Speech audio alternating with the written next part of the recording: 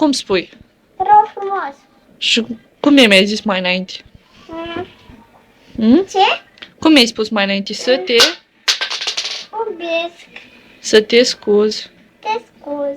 Dar promiți că nu mai faci? Nu mare pe ăsta. Promiți că nu mai faci? Da. Cum? Promit. Sigur? Da. Ești sigur? Da. Promiți? Da. Cum spui? Promit. Te rog. Te rog frumos. Bine, dă-mi un pup. Mă dai? Nu? Nu? E de fetiță ăla. Da, Andrei, dar tu ești fetiță. Nu te dau, că e rușine. Da, e rușine.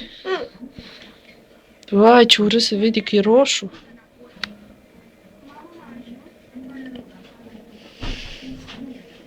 Gata. Te zic lui Sandu că te-ai dat, să te fac fetiță. Ha, ha, ha. Gata, nu mai ai. Închide-l. Închide-l. Micea? Micuț. Da, gata. E micuț. Îl fac mare. Nu mai, că rupi. E mare. Da, e foarte mare. De ce e mare? Mare, mare. Îl vezi mare? Da, închide că rupi, fă mic. Gata, închide-l, Andrei, pune capacul ca să nu ne vadă Sandu. Hai. Să mă facă fetiță. Nu, nu, nu.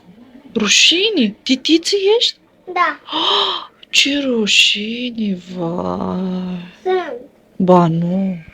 Vezi? Zi, te-am pupat, la revedere. Ce? Te-am pupat. Cine? Eu.